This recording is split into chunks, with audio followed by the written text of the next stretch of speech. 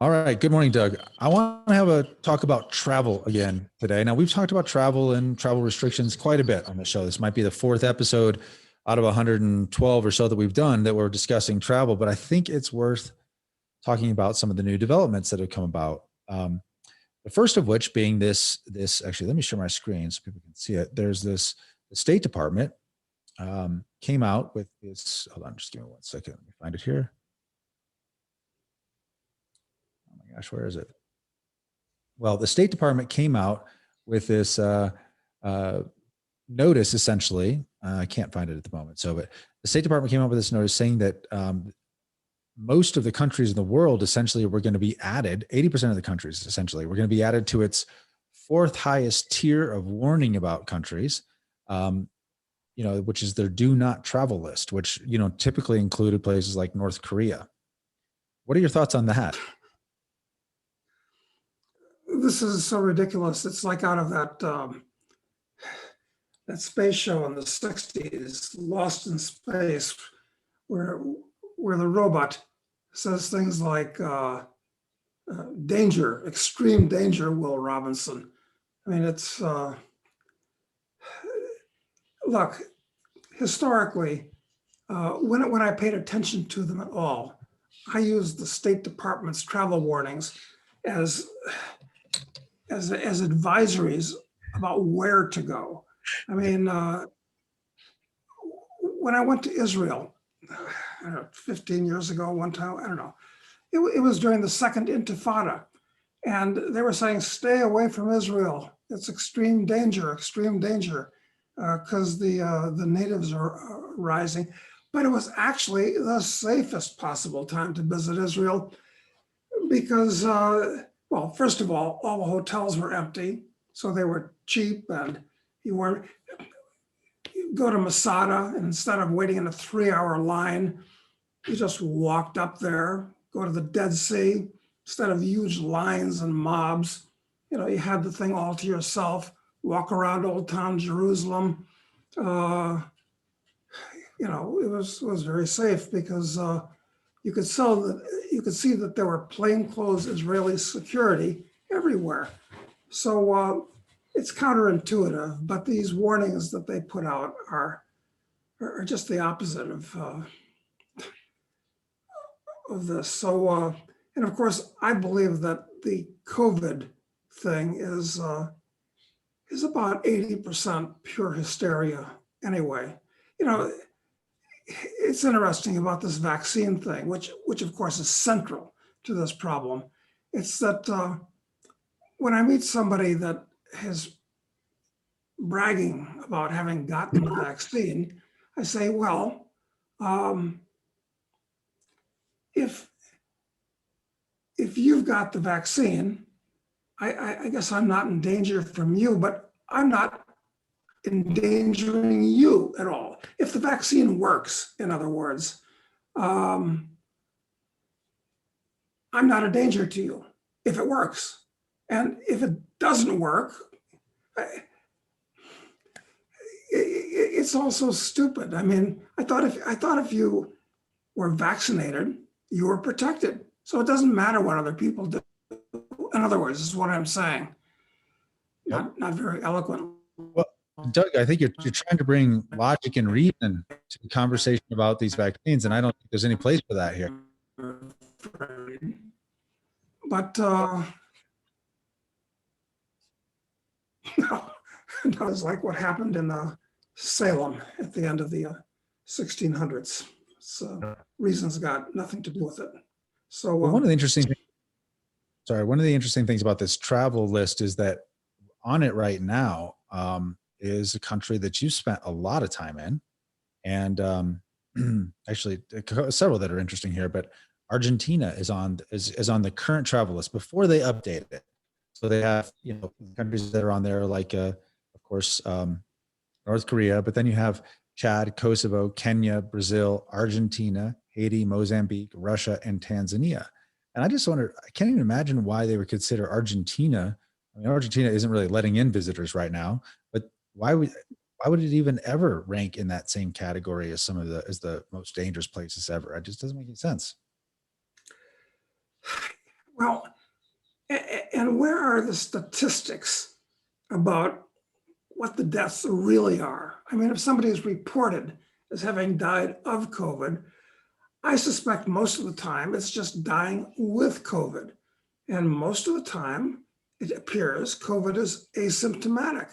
And I've heard, but who knows, because the reporting is so abysmally bad, that already something like 70% of the human race is has been exposed to it, is a case, probably non-symptomatic, and therefore is immune to COVID for some time to come. So none of this makes any sense. When they report the deaths, they never talk about, well, who exactly died, except it's said, and I believe it's true, that the average age of a decedent is 80. So that's about the time people die anyway. So you can't believe anything because the information is so politicized and so hysterical. So it's all completely insane. It really is. And I think, one of the things with these State Department travel advisories, is when they're expanding it to 130 countries is the plan. It seems to me what they're trying to do is they're trying to discourage people from traveling, of course, voluntarily. They're trying to get people to say, oh, it's too dangerous, it's too risky. And so they don't need to, a lot of times the better way to control a population is not to pass draconian laws, but instead corral them by making people afraid or worried about things so that they basically engage in the behavior that you want them to do anyway, but you don't have to have these draconian laws. And it seems like a move like this is purely designed to try and get people to sort of self-select into staying put. What do you think? Oh, I agree. It's actually kind of retro medieval, where the main thing that kept the serfs within 5 miles of their hovels was a fear of dragons across the hill. I mean, I'm not sure there was a law per se in most medieval communities about walking up the road as long as you got your work done, but you were afraid to do that. So yeah, people don't want to travel today because they're afraid of, if not actually COVID itself, they're afraid of getting caught in the system, being accused of having COVID, being forced to quarantine for 10 days, or in the case of Canada, 2 weeks, I guess, in a government hotel. So yeah, travel is actually collapsing. It's a long time. Well, put it this way, it wasn't so long ago that if you ran to the plane and got on it before the jetway was pulled up and got off in a third world country, you could show your World Service Authority passport and you were welcome. It's a totally different world now. Right. And it's going to get worse. So it's just crazy. Listen, I'm just very glad that I've done a lot of traveling back when it was, first of all, when I started traveling, there weren't that many tourists at most places. Like when I went to Machu Picchu, and incidentally, I went there at a time when the Sendero Luminoso was supposed to be rampant. But I was I went up to there with three or four other people in my party. Now you go to Machu Picchu, it's like going to Times Square. When I first went to the pyramids at Giza, it was possible to climb them. Incidentally, not something that is to be recommended because it's climbing a steep pile of loose rocks. And the big problem isn't climbing it, it's getting down. And when you get to the top, I never did it because I got such a bad case of gastrointestinal upset there. But a friend of mine who was with me said, listen, you go up there and there's crap all over the top of the pyramid because there are people that just couldn't hold it that have the same thing that you do. So it was a mess. Anyway, but forget about it. You can't climb the pyramid anymore. That's out of the question. I mean, you can't do anything anymore, quite frankly. I agree. And I think, what's interesting to me is that, well, one of the good things maybe of traveling now, and maybe there'll be an opportunity to travel again where these crowds will be reduced. I was actually hoping, not hoping, I was looking forward to a time when we were going to have the stage 2 of the global financial crisis, because when I first started traveling globally a lot, it was during that period. And I remember going to Florence and walking around Florence, and it was basically empty except for the Florentines who lived there. And I'm like, this city is amazing.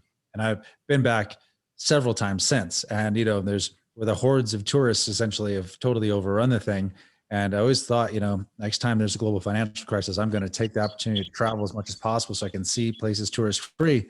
But, this COVID stuff has obviously made all that a lot more difficult anyway. But I wanted to kind of compare the way that other places are handling this to the US. The US does seem, because Americans, I think, respond reflexively to when it feels like the government is mandating stuff. Like we kind of naturally chafe at that, but we can be brainwashed, it seems, through propaganda pretty easily into complying without them having to do any of that. But in other countries, you really see serious draconian controls on how people can get around. And one of the things, as I've been having my assistant, I shared this with you last week, I've been having my assistant since about maybe for the last 7 months. She's been putting together or keeping track of the changes week over week with border controls, like the requirements for all countries in the world to travel across borders. And about 6 weeks ago, or a few weeks ago, I had her start doing it for vaccine passports and how they're being used specifically to cross borders and for internal controls. If I can find it, I'll bring it up on screen. But you can really see. I think people think that things are getting better in many ways, but what you actually see when you look at some of these numbers is you see that, I mean, frankly, what you see is that you have something a lot more like the opposite, where there's just a constant ratcheting up of these controls. Actually, I don't know if I can bring up that single email without showing all my emails. So I saw a note the other day that indicated that the FBI is putting together a group to penalize people that phony up their travel documents, COVID travel documents. I don't know how many COVID travel documents there are. I mean, everybody's got one. How do you know what's legitimate or not? Not that I care. I mean, from a medical point of view, but well, for the right now, the testing, especially the COVID tests are really easy to, to get to gin up one. It's really easy. You don't have to go out and buy one, even like literally you can Photoshop one. It's fairly easy to do.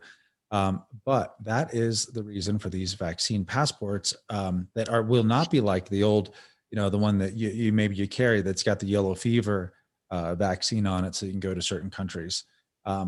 It actually, they'll be using blockchain, so it is you cannot counterfeit it. So it is biometrically connected to you, and in that case, that it'll stop being a problem fairly quickly. And in the U.S., there are decentralized databases, like on a state level at least, of when people have had the vaccine, so they can actually go through create a process where everybody can get it authenticated in this digital passport essentially, and then ultimately there will be a set of standards that everyone will follow. But in the meantime, yeah, they want to crack down on it to scare people from trying to get around the and I read an article in the South China Morning Post that just today actually, that indicated that by a researcher or a scientist who said that most of these vaccines will only be valid for something like 6 months, at which point you'll need another update again and again and again. And apparently, once again, who knows what the facts are, the virus mutates, and then you need a different vaccine for that. So perhaps we're going to be living in a world where they're going to be asking you to have needles stuck into you every 6 months or whatever. I mean, this is actually dystopian. It really is. And then it's going to get out of control. I mean, yeah, So I was able to bring it up on screen, Doug. I'm yeah, not it's just, sorry. We have a little. yes, vaccinated travelers. Yeah. So this is the email that my my assistant, who's in Ukraine, puts together for me each week, and essentially it just shows the additions of countries that are requiring testing and special quarantine, and how you can get out of it if you're vaccinated, if you have proof of vaccination. And it just essentially shows the rollout of different countries at different times when they plan to do it. And what you see, there's a lot of specific plans that each country has here for it. And the part that worries me most, honestly, is this one, which is vaccine passport being used domestically for access to public places. So we know we've seen this in Israel already. We've seen it attempt to roll it out with the Excelsior pass in New York, but then we see the plans for Germany and for Denmark here. So it's limited now in the areas that it's covering, but these passports exist and they're being utilized already. And when they start to control domestic access to things, that's where I think it gets most dystopian.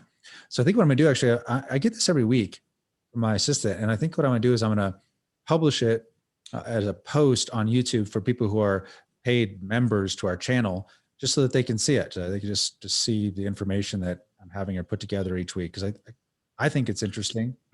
That makes all the sense in the world. And of course, this is all going to be tied into whatever the local variants are of China's social credit system, so that you're going to get dinged if you're not properly vaccinated. But which vaccine do you choose to have invade your system? And there's so many unanswered questions, like if you've already had COVID, perhaps asymptomatic, does getting a vaccine after that somehow give you more contraindications?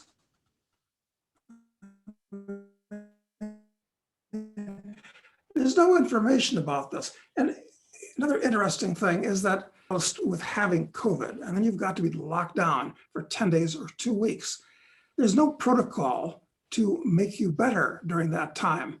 If you get really sick, then you go off to the hospital, which is like a death sentence, because they're going to put you on a ventilator, which is very dangerous. But there was a doctor, extremely well credentialed from many points of view, that gave a presentation to the Texas Senate that drew this to my attention. And what he basically said is that, look, there are a half a dozen common and very cheap drugs that certainly in certain combinations, certainly early on, will basically eliminate it. But when we send people home for quarantine, there's never any recommendation to take any of these things. And what was the one that Trump, because he mentioned it, it was automatically discredited. And several others. Hydroxychloroquine and ivermectin are two of the really popular. But there are more. Exactly. So while you're at home being quarantined, nobody tells you, well, take these in certain combinations, and the chances are good it will cure the problem. But that's never done. This is all very strange. It's strange. I mean, what the official protocol for a serious medical condition is literally go home, isolate yourself, and do nothing. That's the official protocol. It's crazy. No, it is. It's not just crazy, it's actually criminally insane that doctors would know that a patient is sitting at home with this and nothing happens until he's so sick, he's got to go to the hospital to be intubated. I mean, this is amazing. It is. It is. So further just proof that just two other. Sorry, go ahead. I was just going to say, this is further proof that this is all political, actually, and really not medical at all. Right, and I think that there's others relating to some of the restrictions, there's two other things that I think are kind of interesting to bring to mind. And one, it's been talked about pretty widely now from last week, where you have the, what do you call him? He's basically the governor of Ontario, Ford. I can't remember what they call that role exactly, but he's basically the governor, maybe the premier, I think is what they call him, who, came out and said there's a whole bunch of new temporary police powers where, police could, stop you and search you and make sure that you had an excuse for being outside of your home, or, that it really was essential business that you were on, and pretty draconian steps. You sent out an email to a bunch of your friends, and there was kind of an email chain about people responding to about what to do about it. But this, it's pretty insane to see what you would think of as a liberal democracy, Western country, to the most populous province in it, taking such draconian steps against its populace. It's pretty shocking. Yeah, and doesn't seem to be going away, even though large numbers of people, I mean, substantial portions of populations have been vaccinated at this point. It's not going away. So I don't know where this is going to end. Yeah, I think they're going for they're trying to get people to stay put. That's what it seems like. And they're trying to do it with the places where it makes sense to do it with legal restrictions. They're doing it. And so we talked about just Ontario and Canada just a moment ago, going back into Canada to make it so hard that discourages people from leaving. Also, Australia has been almost on a complete lockdown as far as people leaving the country, unless you had a special extra reason to do so, for, I don't know, the better part of a year at this point, something like that. And I have a friend, it's worth just sharing this to people because he's South African, and but he wanted to go back and see some family in South Africa, but he has a residency in Australia, and he was wanting to leave, so he had to request special permission from them. Let me see if I can find this image to share with you, this screenshot he gave me, because it's actually hilarious. What they said in the requirements. This is almost hard to believe, but this is real. This is a screenshot from his process of going through and completing his application, submitting his evidence as to why it was justifiable for him to have, he had to support relevant and appropriate documentary evidence as to why you should be granted a travel exemption to leave Australia. And I think this is funny to me because part of it shows kind of the Aussie humor. I'm guessing you see it reflected back here. They say, definitely please don't use offensive or threatening language or attach offensive or threatening images, including images of dead bodies, to your application. Applications which include such material may not be processed. And they go on to threaten you with possible prosecution and so forth. But my guess is there must have been so many Aussies that they were going to go back to country for a funeral for somebody, and so they were sending them pictures of the corpse of their grandmother or something, as evidence, because Right. they got ability to prove it. And so much so that they're like, no, don't send us pictures of dead bodies anymore. But talking about travel, what are these airlines going to do, the ones that fly internationally? Because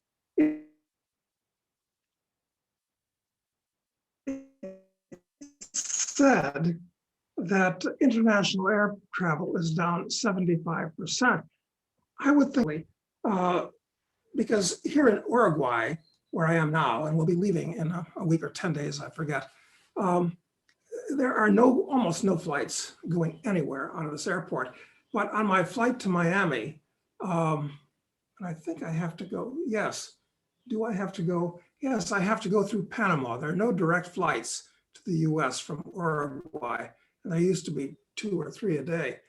So I go through Panama, but it's actually quite cheap. I can fly from Montevideo to Miami, business class, for about $1,000. Pretty cheap. Wow. Yes, quite shocking, actually. It's pretty cheap. On the other hand, when I get back to the US, I have to go down to Playa del Carmen in Mexico. You fly to Cancun for that. And a round trip business class ticket from Aspen to Cancun And normally Cancun's a place that's got all kinds of cheap airfares because it's a party place, a tourist place. $3,750. That's quite a bit for a round trip ticket to a beach resort. Mm. So how are these airlines making it? I mean, what are they doing with all these planes that are just sitting there? Well, yeah, I mean, we know that domestic travel is picked up quite a bit, but international travel, except for a couple of these unique destinations, and I think Mexico to US has been one of the big ones, probably one of the most popular ones. I think, I bet I know right now a dozen people that are in Playa del Carmen because they're just it's relatively free. You can get there relatively easily. And then there's just the one thing we have to have a proof of a COVID test, negative COVID test to enter back into the US, which I'm told can easily be acquired in Mexico. And so so I think a lot of people are spending a lot of time there. And that's a huge, highly trafficked corridor right now. But everywhere else in the world is not. And I wonder, what do you think? Maybe a lot of it is because it's most of the big international carriers. I mean, they're state owned or at least partially state owned. So maybe that's how they're able to, at least for now, keep them afloat. Well, one thing we know for sure is that the big three in the US, United, American, and Delta, are totally woke and they might as well be state owned.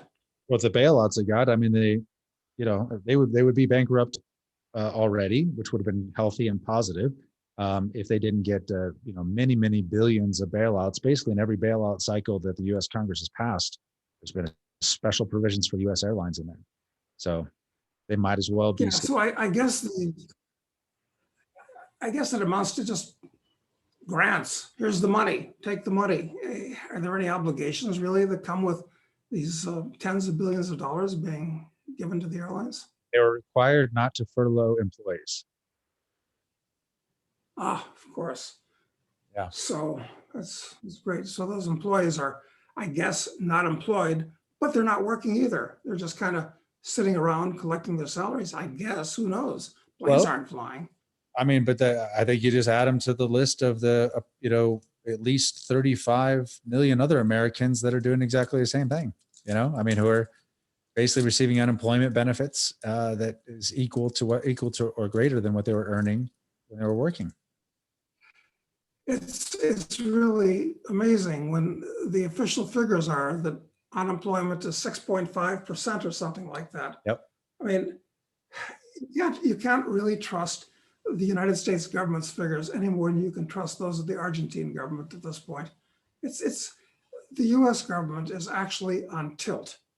I mean, they really are, especially since the Bolsheviks have taken over in Washington. It's going to get worse. This is going to be a wonder to behold. Yeah. And do any of the migrants that are crossing the border from Mexico, and they say, who knows what the facts are, there are 150,000 a month. Do these people all have their $125 COVID tests before they step across the border? And then once they step across the border, where do they go? And what do they do? And how do they feed themselves? I mean, where's the reporting that tells me exactly what's happening? This is a lot of people, 125,000 people a month. Well, those are the only ones that actually are captured in crossing the border, Doug. So you got to assume that some of them, but not everyone essentially gets rounded up temporarily by Border Patrol before being released. I just got to believe it's going to be total chaos in the next few years, especially after this financial markets collapse.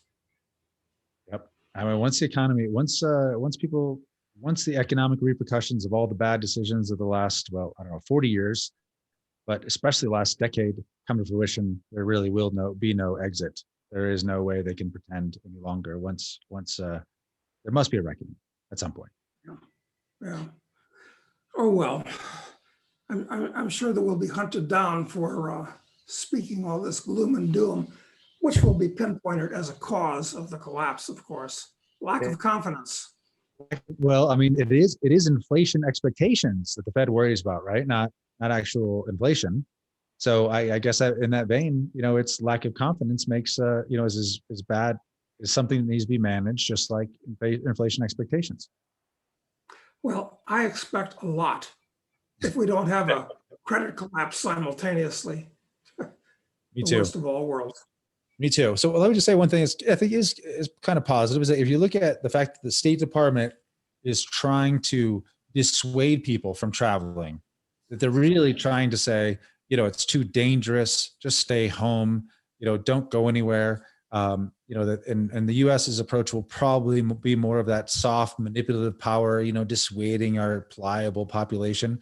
That might be a pretty clear indication that you really ought to try and travel to see. And although it's inconvenient and it's more difficult than it has been, but these cheap flights, like what you're getting from Uruguay back to the US, because they're empty. My friend who did get his permit to leave Australia and go to South Africa was on a 787 Dreamliner with three passengers on a 787 Dreamliner. That's it. So, Interesting, because when Tom Dyson, in his blog, he mentioned he flew his family to London, and the plane was 90% empty.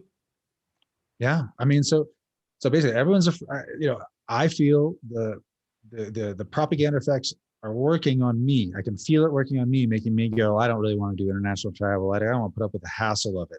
I'm not worried about the risks. I'm worried about the hassle of it. And yet, Yeah. Might be a great time to travel to some places. So people should look into it. I think people should look into it. Well, all I can tell you is I dread returning to the Empire next week, but I have to. Have to. All right. Well, we'll leave it at that. And again, I'll share these updates from my assistant that she puts on these travel updates in a post on YouTube for the paid members. So guys, hopefully you find that useful. It's certainly been very interesting for me to watch the trends change over time. And it's the evidence, the data has helped me understand that while it might feel like things are loosening, things are actually tightening. Like it's not letting up. So we'll leave it there. Seems that way. All right. Thank you, Okay, Doug. thanks, Matt. Bye-bye.